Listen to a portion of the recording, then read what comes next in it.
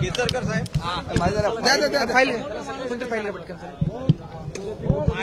केसरकर साहेब बिलकुल नाही, माझ्या चेहऱ्यावर दिसते का नाराजी? अजिबात नाही. आणि त्याच्यामुळे असं आहे की आपल्याला चांगलं काम करायचं आहे महाराष्ट्रासाठी. चांगला विजय महायुतीने मिळवलेला आहे आणि त्या स्पिरिटमध्ये काम सुद्धा झालं पाहिजे. आणि त्याच्यामुळे नवीन सरकार आलेले आहेत, नवीन मंत्री आलेले आहेत. नवीन मंत्र्यांच्या चेहऱ्यावर किती आनंद आहे बघा. त्याच्या आनंदामध्ये आपण सहभागी झालं पाहिजे. सगळ्यात पहिल्या शुभेच्छा नितेश राणेंना दिल्या, कारण ते माझ्या जिल्ह्याचे मंत्री आहेत आणि माझं पूर्ण सहकार्य, पूर्ण मार्गदर्शन हे त्यांना राहील. तरुण आहे, चांगलं भवितव्य आहे आणि जिल्ह्यासाठी चांगलं काम करतील, महाराष्ट्रासाठी चांगलं काम करतील याची मला खात्री आहे. केसरकर साहेब अडीच वर्षानंतर परत मंत्रिमंडळात परत चेंजेस होणार आहे. 2.5 वर्षाचं रिपोर्ट कार्ड बनवलं जाणार, 3 नेते प्रमुख. मला काय रिपोर्ट कार्ड वगैरे हे मला काय माहिती नाही. रिपोर्ट कार्डवर जर मंत्र्यांची निवड झाली असती तर वेगळी निवड दिसली असती आणि त्याच्यामुळे हे सगळं बोललं जातं.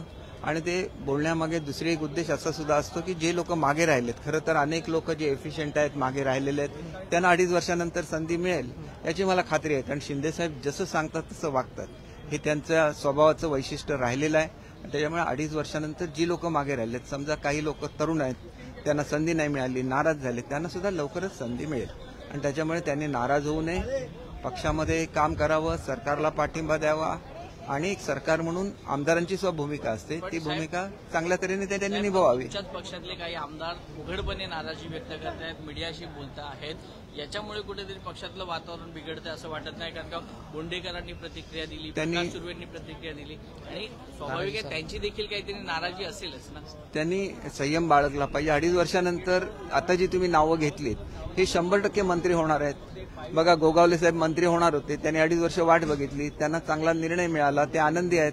तसाच आनंद सर्वांना मिळेल आणि लोकांच्या आनंदामध्ये सहभागी व्हायला मला आवडतं, कारण मी साहेबांचा भक्त आहे. तुम्ही केसरकर साहेब, तुम्ही आणि मुनगंटीवार साहेब दोघेही सहकारी राहिलेला आहेत. अर्थ राज्यमंत्री तुम्ही होतात आणि ते अर्थमंत्री होते. एकंदरीत तुम्ही दोघेही मंत्रिमंडळाच्या बाहेर आहात.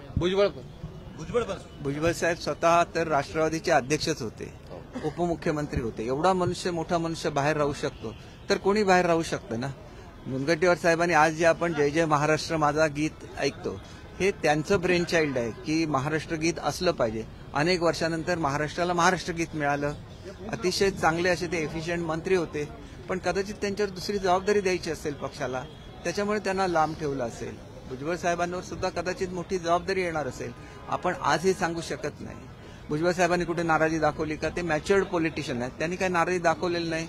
तुम्हाला मुनगंटीवार साहेबांनी कुठे नाराजी दाखवली आहे का? नाराजी दाखवलेली नाही. शेवटी प्रत्येकाने ही पॉलिटिकल मॅच्युरिटी आणायला लागते, ती यायला काही दिवस लागतात. जे तरुण आहेत त्यांच्याकडे लगेच ही श्रद्धा सबूर येईल असं काही नाही.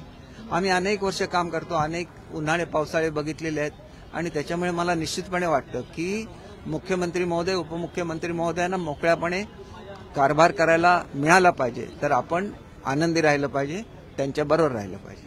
Thank you sir.